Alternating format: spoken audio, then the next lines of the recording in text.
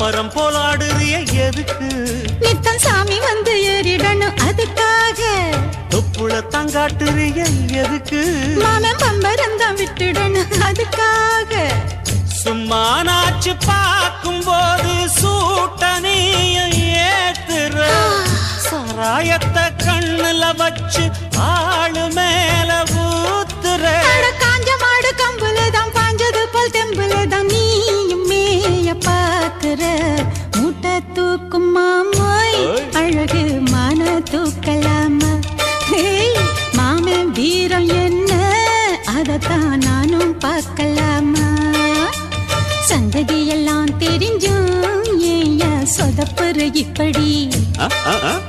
சங்கதியெல்லாம் தெரிஞ்சும் ஏயா சொதப்புற இப்படி? சொர்க்க வாசல் கதவு உனக்கு